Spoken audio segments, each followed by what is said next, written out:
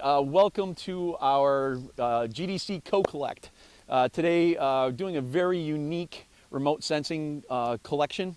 Multiple platforms, multiple sensors, multiple times, multiple targets, all sorts of fun things. So my name is Daryl Murdoch, and I'm the PI for this particular activity, and I'm going to be taking you through just an overview of what we plan on doing. Why are we doing this? So part of what we're looking at, we have a couple of goals in mind. One is we have a UAS crew that has been doing work on unexploded ordnance and range management, and we had a hyperspectral system that we have is fairly new, and so we're doing it partly as a calibration, partly as a test, and partly as a material identification opportunity, so they know how better to communicate with their customers about what their capabilities are. So that's part of it. And the other part of it, as I mentioned at the outset, is target resolvability. We've got 3 different sets of what we call boomer targets, which are different kinds of precursor materials for improvised explosive devices. Really all it is fertilizer. And different nitrogen, phosphorus, and potassium combinations. So our goal is to see, can we see that from our fast movers, or do we need to drop down to a lower altitude and actually use a drone or a lower altitude airplane collect to be able to see those? We also have some metals that are put out. Again, our crews have actually been looking for UXOs, or unexploded ordnance, and metal obviously is one of the things that they always look for, to be able to find things that are unexploded. One of the other reasons that we're collecting as much data as we are, and it will be a substantial amount of data from all the different pieces that we have, is we're building a tech and imagery stack over this area that we're going to continue to build on. We're going to be adding different sensors. We're going to be flying it at different times of the year with different platforms. And so our goal is to continue to build up this stack so we can actually begin using some commercial machine learning technologies to be able to look for things that we don't have to have an analyst looking at. The machines can do a lot of our work, or at least give us some ideas on where best to look.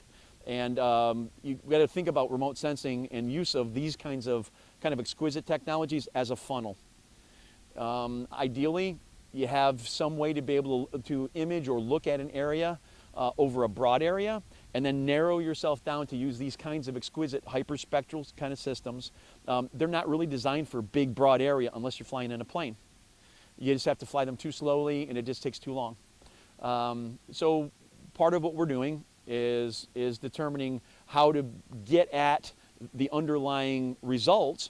Customers want to be able to see, look here. They don't want to say, look at this big area and look what we can do. So what they want to see is, we think that you may have an unexploded ordnance here. We may think that you may have some metal over here. We think you may have some precursors to unexploded ordnance over here. And what we want to be able to do is help them with that information funnel. And this is actually Burner Airfield. Altitude is 965 feet. And Mr. Bill Burner was gracious enough to be able to allow us to stage out of here. Yeah, my name's Bill Burner. This is the Burner glider port. It's a private grass strip in the Shenandoah Valley. We're just west of Woodstock, Virginia.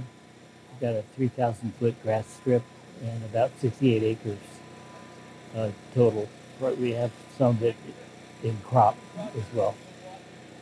We bought it 12 years ago, and we use it mainly to fly gliders. I was a glider pilot and also a tow pilot for the Skyline Soaring Club, which is in Front Royal, Virginia, about 15 miles east of us. This is really cosmic. I'm a real believer in drone technology. I think that we're just scratching the surface of all the capabilities that are possible with drones, and it's really interesting to be just a small part of it. And I'm really enthused about it. Never seen anything like this. I've seen the small drones. In fact, our son has a small drone, which he flies around and takes pictures of himself from about 100 feet, you know. But this is just amazing. And the sophistication behind the sensing technology that is being married to the drone technology is really interesting.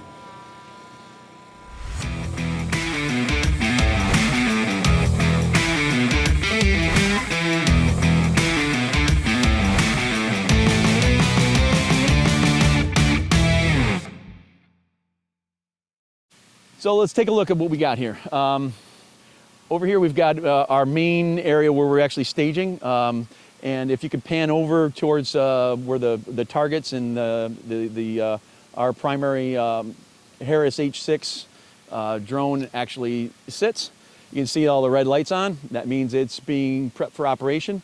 We're about ready to take it off and actually do a calibration flight where we're just checking the controllability of the system before we turn it loose in autonomous mode. Okay, now we're going through the flight check.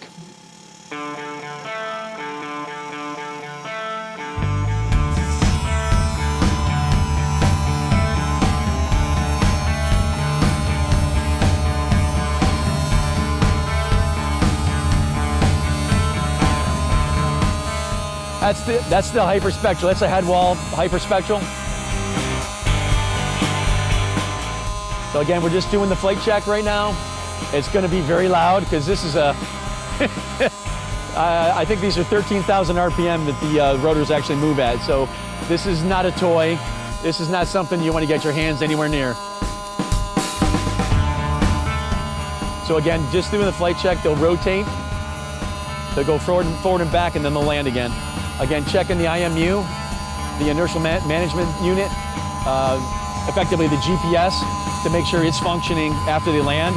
Once they determine that, then they can go actually put it in autonomous mode and launch.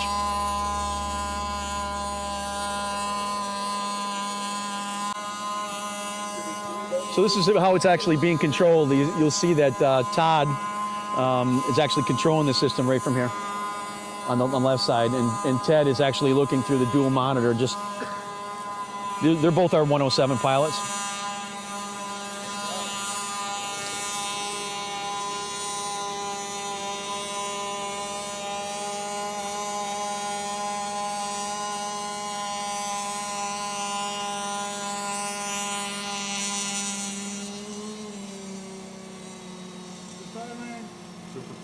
Dark balance didn't. Okay. I have to take an image with the lens cap on. Yeah. After calibration. And it wasn't behaving? And sometimes it does not want to do it. So well, that's noise floor. That's what it gives us. So that's definitely one we don't want to skip. Yeah, well, it does this weird infinite capture, then the software crashes. And so I have to cycle the power. But it worked. I just got the dark image, So we're good? Yeah, so I got to take it off the blocks. Good to power up, Todd? Good to power up. Because if the drone is at the same a weird pitch for too long, that becomes the new normal. So on takeoff, it'll pitch back straight into it. That's why I'm cycling the power now. Yeah, let's not do that. So now I just have to verify the settings are all the same, start the capture, and okay, I will get out of your way because as soon as we got to get it going. 12:05, they're going to be on station, and it's about 11:55 right now. Okay, man. 2 more steps and we're in the air, huh? Yep. Start it. 30 seconds here. Get down to below 10 amps there. On run. Go up. Do our calibration. Go. Good. Good. Now it's like between what we've got, King Air should be here literally moments, right? TOT is going to be about, it's 11:59 now. 12:05 was supposed to be TOT. So we got 6 minutes and they'll be overhead. I'm just waiting to hear from them. So we're looking good so far. Got a lot of data. RIT has been running their various sensors from the 3 different platforms. They're still collecting right now. I believe that we have, they did an HSI collect, they did their LIDAR collect, and right now they're doing the MicaSense collect, which is kind of an ag camera, multispectral, but it also has a thermal component to it. And we also have, we're going to do that this afternoon on our version of what we've got. So right now, if you take a look over here at our primary drone, the H6, just went, there we go, capture started. We had to go through another calibration every time it flies. It needs to have both the dark and the white balance done. It glitched on the dark balance, and so we had to go do a second one. So we've just been delayed by about 5 or 10 minutes as we had to cycle through all the different steps to be able to get there. So we'll fire this bad boy up right now.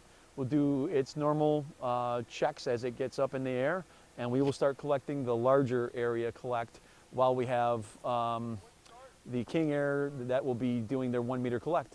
So there we go. Just waiting to hear from the King Air right now, and as soon as we do, we'll know they're overhead. And as long as we're near simultaneous, we will have exactly what we hope for, which is the co-collect. It just took off. We're just waiting now to hear back from our King Air crew, who should be on site overhead any moment. So we just went through a couple sets of calibrations. The first one didn't work so well. The second one worked, and so now we're back in the air and starting the larger of the two hyperspectral collects.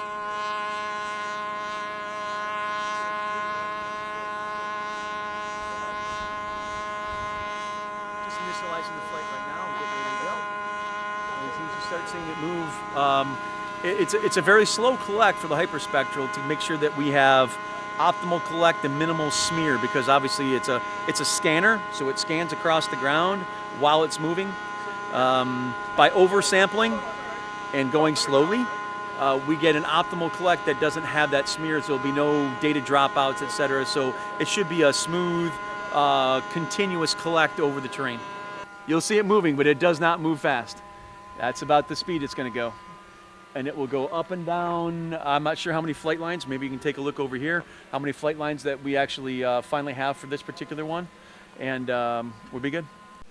My name is Todd Bagley. I am the chief pilot for Harris Aerial, the manufacturer of the drone that we're using to fly the head wall sensor. My job here today is to provide logistics support for ensuring that the aircraft is operating properly. I'm doing the flight planning, monitoring the telemetry, and performing the manual operations included for the bird. What we're currently looking at right here is the mission that we've been running. You can see we've covered I don't know the entire acreage here, but basically on here it's giving me the bird's path relative to the mission that we have planned out. I've got a heads-up display in top left that's going to give me altitude, speed, other telemetry data that matters. The main things I have to monitor in a situation like this is because it's a hybrid, gas-electric hybrid. The engine is designed to output a certain amount of power. I can tell what it's doing by the amp draw that is being shown and the voltage that is showing in the batteries on board. That relationship is my main thing to watch. I'm expecting the bird to fly as it's supposed to. Beyond that, typical things I'm monitoring is the speed, altitude. Since we're carrying a sensor that we want to maintain a constant altitude above ground, we're flying in a mode that's doing terrain following. So the altitude I see here is not the altitude that truly matters to me. What matters to me is down here. I'm looking at terrain AGL. I have a target terrain AGL of 120 meters. And as you can see from here, even with the wind, we never really vary more than a meter off that. That makes the headwall processing easier once the flight is complete. For actually planning these missions, when I go in here and set this up, I can parametrically set that for the entire flight. So if you look, we end up with a list of line items in our mission, telling you what to do, where to do it. Certain things require location, certain things are just actions. If you look here, you can see relative is one type of altitude where it's flying in a mode that says maintain X altitude above where you took off. But if you look at all of our waypoints, anything that has a waypoint in it is in terrain mode.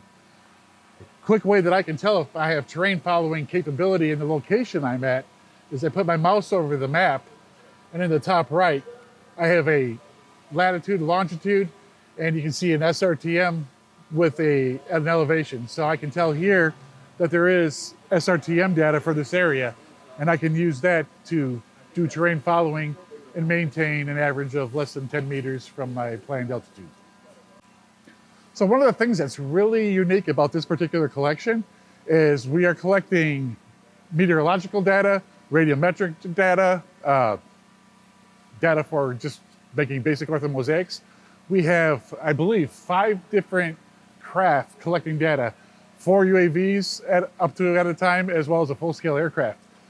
Each is collecting data that tends to overlap itself. None of it is actually identical, and the goal of this particular test is to be able to take these disparate data and see if we can actually find some congruence and find ways to find actionable intelligence from data that's coming from different sources and of different types. So the weather drone, the way that works is that we're basically just getting that air column. So it goes up and down at a fairly slow rate, collecting temperature and humidity and pressure and wind speed and direction the entire time. And so every time it lands, the data are offloaded, and then it goes back up and collects again. So we're going fairly quickly up and down, but it's going to be fairly dense data, but we're doing it over a roughly 45-minute period. Then we'll take a break, swap out some batteries, and go back and do some more as we swap out our sensors. So we'll have 2 45-minute collects with our weather drone. Talk about unbelievable amount of technology that we're putting out. This is you know, every remote sensing scientist's dream to be able to do a collection with all the professionals that we have, with all the technologies. It's kind of beyond, and we have mascots and emotional mascots that show up. There they are, right?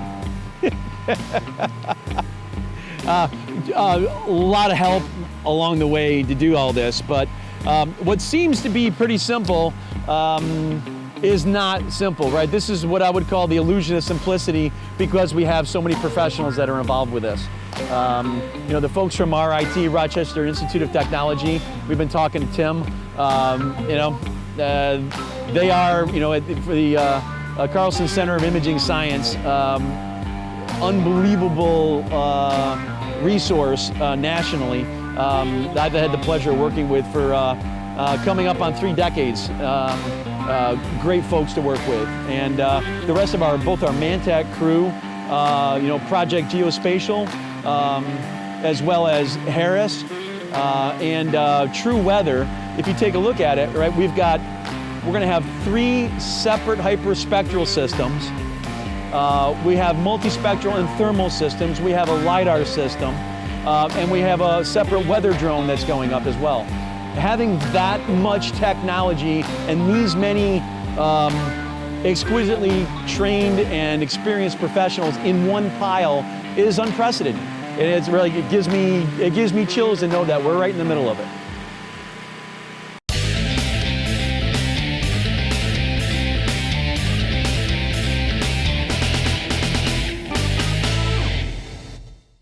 In just a few minutes, we'll have a King Air that you don't see and you won't see. It'll be at a very high altitude, flying at approximately 11,000 feet, and then dropping down to approximately 5,000 feet, or maybe about 5,500 feet. Taking, you know, collecting hyperspectral images. And so there's a plane that's taken off in just a few minutes that will be collecting data simultaneously with our drones. Looking good, man. Sun's coming out. Our guys will be here about 5 minutes. We're going over targets right now. I'm liking it.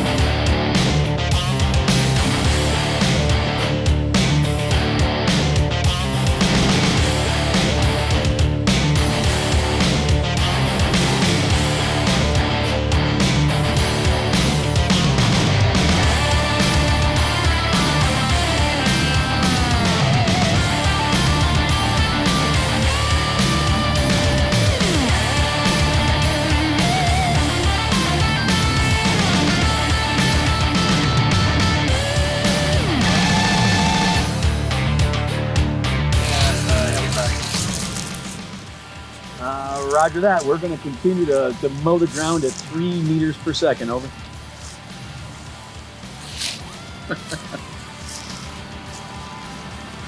Cool. That's it. Fixed wing's done.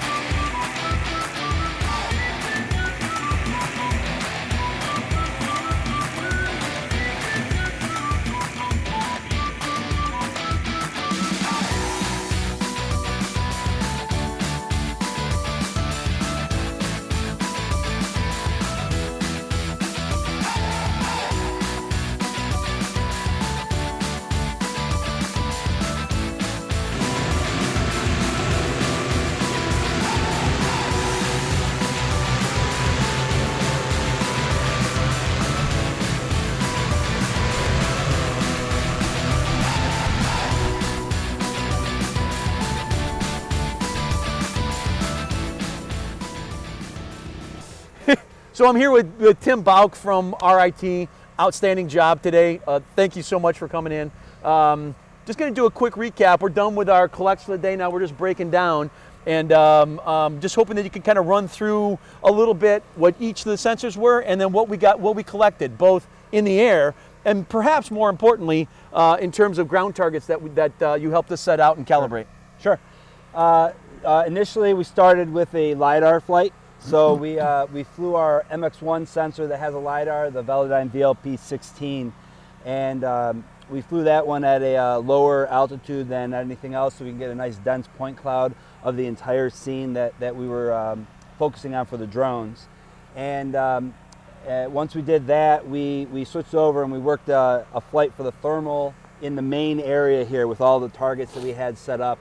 And again, that was a higher resolution, so we only flew it at about 200 feet, and that we captured the cooled long wave infrared, the FLIR camera.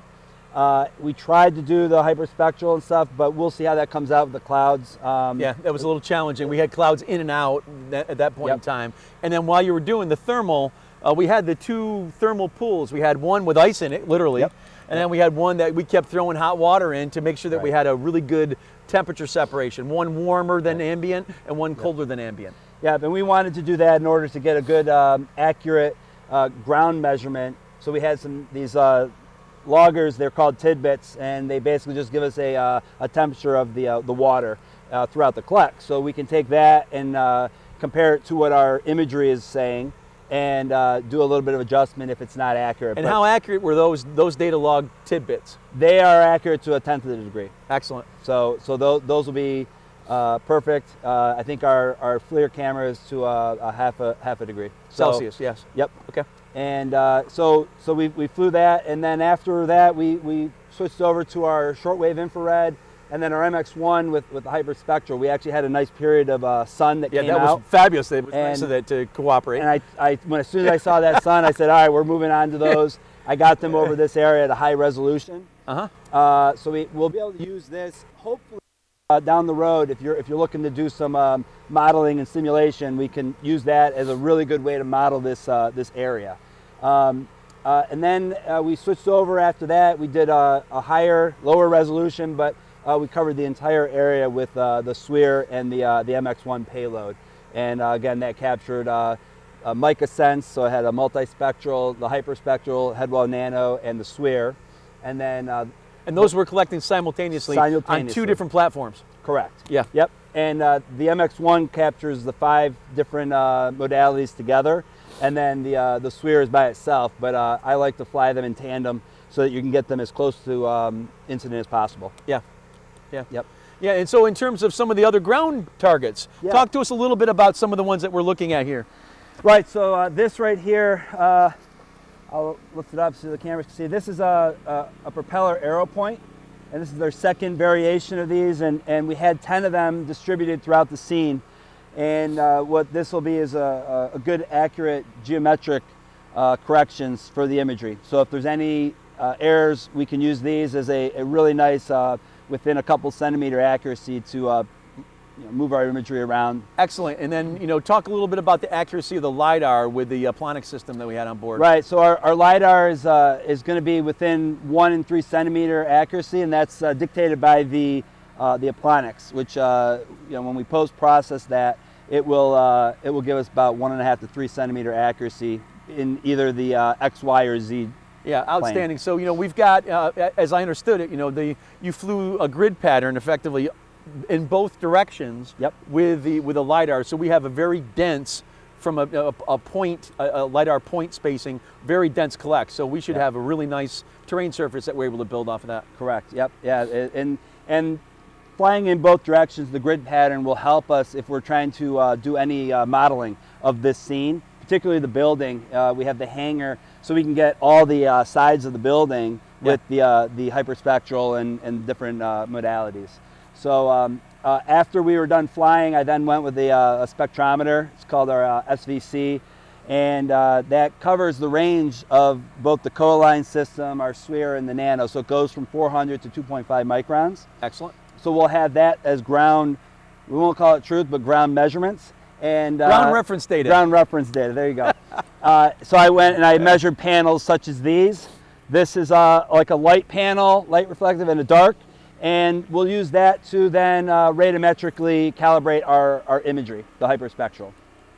Right, so. Excellent. And then, throughout the collects that we're doing also, we had 3 sets of different kinds of fertilizer that were actually put out in 1 meter and I think half meter areas. Right, yep. And so we'll see how much, if any of that, we're actually also able to see. The notional idea there is they're considered precursors to improvised explosive devices. So think of them as, we call them boomers in the industry, and at least with the multispectral, maybe even with the thermal.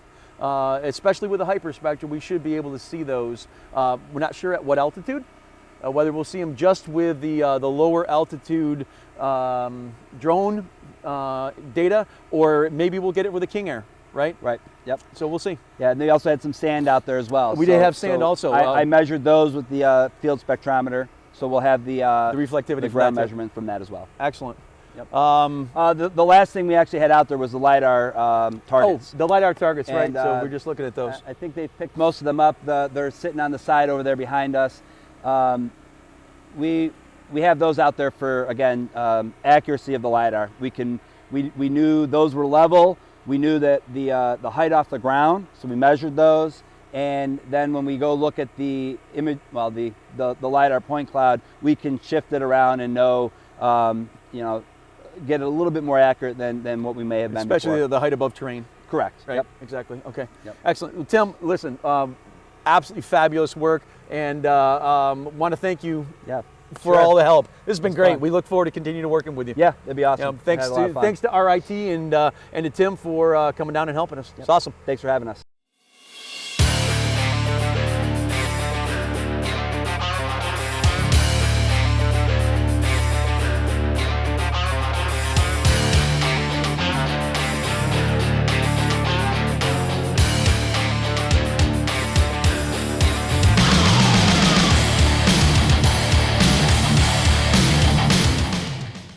Okay, so we're complete with our collects for the day.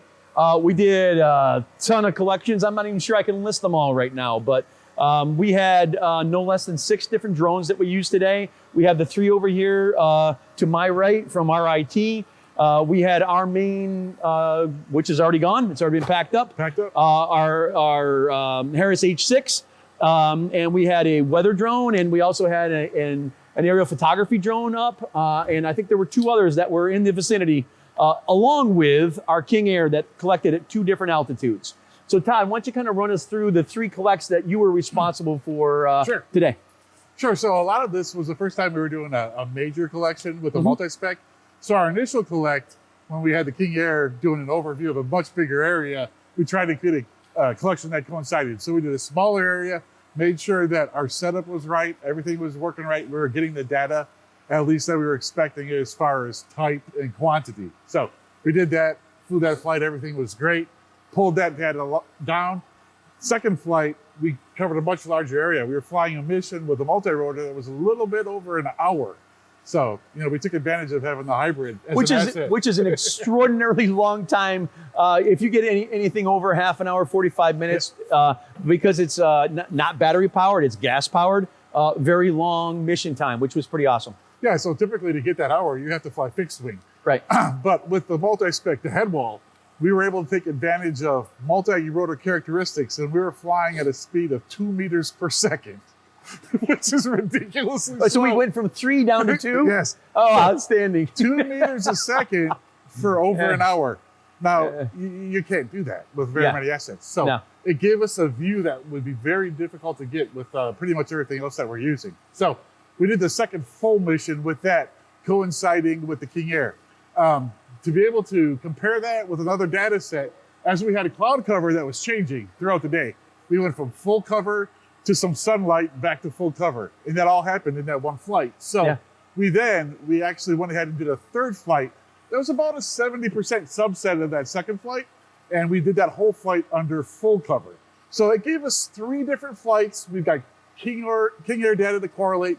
We've got meteorological data that we can tie in from the other drones. So this was like a cooperative effort with like 3 to 5 flight teams simultaneously doing things with communication with the full-scale aircraft the whole time. I mean, it was, I don't want to say fun because it, but it's actually kind of fun when you get to do that stuff. So now is when the real work goes in. We've got all the data. We're going to give it to the people that know a lot more than I do. I just fly stuff. I'm not that bright. So they can look at all that data and see what they can draw from it, what correlations they have, and how they can actually apply that in use cases in the future. So really good day. An outstanding. Thank you very much for coming in and basically doing this. My pleasure. It was a blast. Yep. We had a great time. And to sum it up, this is the first of what we hope to be many collects here at Berner Airport. Field elevation, 965 feet. And this is Daryl Murdoch signing off for now.